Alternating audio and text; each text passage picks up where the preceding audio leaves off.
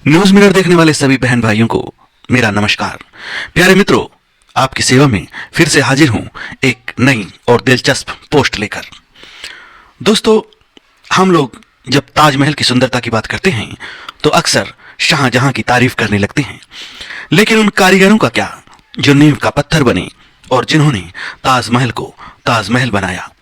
ठीक ऐसे ही जो फिल्मी संसार की क्लासिक हिट फिल्मों का समंदर हमारे चारों तरफ लहलहा रहा है, उन फिल्मों को जुबली बनाने में उन एक्टर डायरेक्टर की बजाय और बहुत सारे ऐसे गुमनाम कलाकार फिल्मी जगत में हुए जिनके कारण फिल्में सिल्वर जुबली बनी। ऐसे ही एक गुमनाम कलाकार की दास्तां हम आप लोगों को सुनाएंगे। बने रहिए न्यूज मिरर के साथ। बस अभी हाजिर होते हैं, तब तक दोस्तों चैनल को सब्सक्राइब कर लीजिए, लाइक कर लीजिए, शेयर कर लीजिए और साथ साथ हमारे फेसबुक पेज को भी फॉलो कर लीजिए।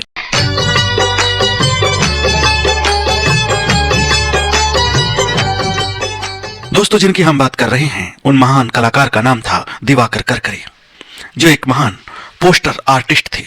दोस्तों, ये वो इंसान थे जिन्होंने फिल्मी पोस्टर को एक नई कलात्मक ऊंचाई दी। वो हैंड पेंटेड पोस्टर का दौर था। आज की तरह बेजान और मशीनी पोस्टर उस वक्त नहीं बनते थे। फिल्म का पोस्टर बनाना एक बहुत बड़ी आर्ट थी। एक पोस्टर पर पूरी फिल्म का थीम दर्शाना कोई हर एक के बूते की बात नहीं थी दोस्तों। दरअसल पोस्टर फिल्म का इनविटेशन कार्ड होता है दोस्तों। मुझे भी याद है और आप लोगों को भी इस चीज का अनुभव होगा कि पोस्टर देखकर ही फिल्म देखने का मूड बनाते थे हम लोग। पोस्टर देखकर ही फिल्म में जाएं या ना जाएं ये फैसला होता था। दोस्तों, ये पोस्टर ही थे जो आम दर्शक को टिकट खिड़की तक खींच लाते थे।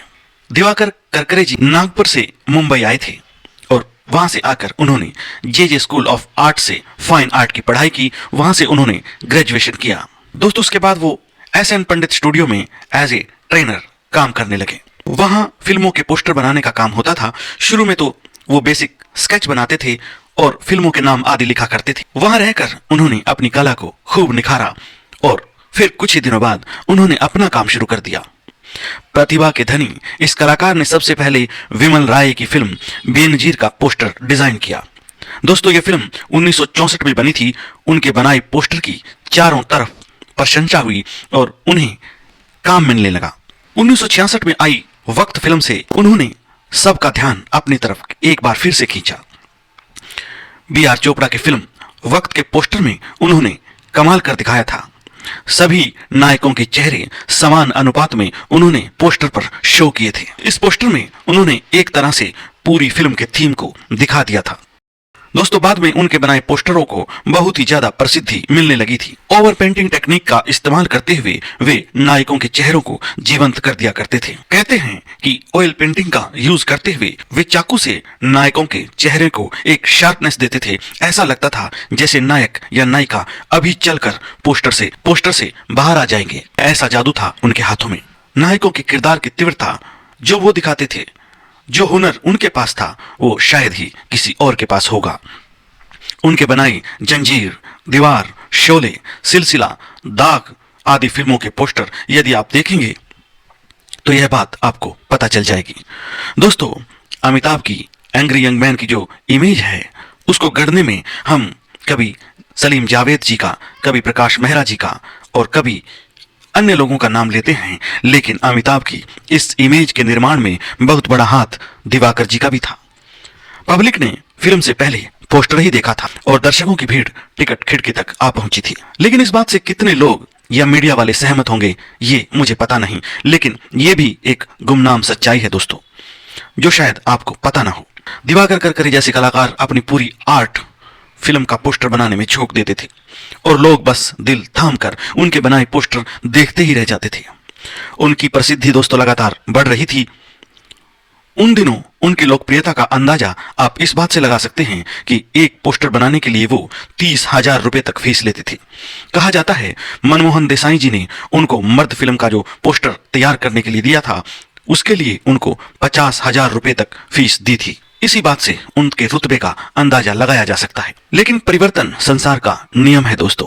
फिल्म इंडस्ट्री भी परिवर्तन के दौर से गुजर रही थी। कंप्यूटर के आगमन से डिजिटल काम अब फिल्मों में ज्यादा होने लगा था। अब मेहनत करके कोई राजी ना था और कट कॉपी पेस्ट का टाइम आ गया था। इस बात से दिवाकर जी का मन बहुत ही दुखी हुआ और उन्होंने फिल्म इंडस्ट्री को छोड़ने का मन बना लिया। कहते हैं कि सत्यम शिवम सुंदरम फिल्म का पोस्टर जब उन्होंने बनाया और राज कपूर साहब को पोस्टर देखने के लिए कहा, तो राज कपूर जी ने कहा कि आपने जो बनाया होगा वो लाजवाब ही होगा, आप सीधा पोस्टर प्रिंटर को दे दो। इतना विश्वास तथा सम्मान उन्होंने कमाया था फिल्म इंडस्ट्री में अपनी कला के बलबूते से। लेकिन बाद में कट पेस्ट का बोलबाला हो गया, उनको काम मिलना बहुत कम हो गया। 1989 में अनिल कपूर स्टारर फिल्म ईश्वर का लास्ट पोस्टर उन्होंने बनाया और इसके बाद फिल्म इंडस्ट्री को अलविदा कह दिया। दोस्तों, यशराज की फिल्मों के मैक्सिमम पोस्टर दिवाकर जी ने ही बनाए थे और ये सभी फिल्में सुपर डुपर हिट थी। लेकिन जब यशराज बैनर सिल्वर जुबली मना रहा था अपनी हिट फिल्मों की, तो वो लोग दिवाकर जी को भूल गए और उनको कोई भी क्रेडिट नहीं दिया गया।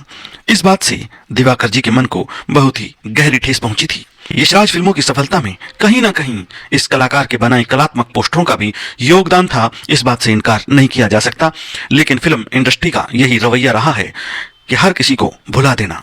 दोस्तों, बड़े बड़े कलाकार इसकी गुमनाम गलियों और भूल भुलैया में कहां खो गए पता नहीं।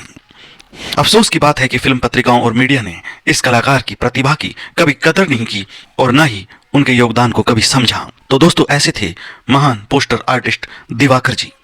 दोस्तों, जब भी फिल्मी पोस्टर का जिक्र होगा, दिवाकर करकरे जी का नाम हमेशा याद किया जाएगा। उनके बनाए पोस्टर आज भी दोस्तों जिंदा दिखाई देते हैं। उनके बनाए पोस्टर की कीमत जब आसमान छूने लगी थी, तब उन्होंने इस आर्ट पर रॉयल्टी के लिए भी संघर्ष किया, तो उनको रॉयल्टी नहीं मिली और उनको कोई कॉपीराइट भी अपने बनाए पोस्टर पर नहीं मिला। दोस्तों 5 जनवरी 2021 में 81 वर्ष की उम्र में यह महान कलाकार इस दुनिया से रुखसत हुए। लेकिन आज भी उनके बनाए पोस्टर मानो सांस ले रहे हों। ये थी उनकी कला की ऊंचाई। ऐसे आर्टिस्ट कभी मरते नहीं, बल्कि हमेशा अपनी कला के बलबूते पर जिंदा रहते हैं अपने चाहने वालों के दिलों में।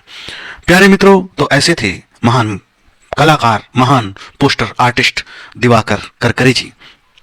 आप इनके बारे में क्या जानते हैं? यदि कुछ जानते हैं और अपने विचार रखना चाहते हैं तो प्लीज कमेंट बॉक्स में जाकर जरूर रख सकते हैं। इसके साथ साथ दोस्तों, आपको यह पोस्ट कैसी लगी यह भी जरूर बताइए। यदि अच्छी लगी है तो चैनल को सब्सक्राइब करना बिल्कुल भी ना भूलिए। हमारे फेसबुक पेज को भी फॉलो कर लीजिए। फिर मिलते हैं किसी ऐसी ही दिलचस्प पोस्ट के साथ। तब तक रखिएगा अपना ख्याल। जय हिंद, जय भारत।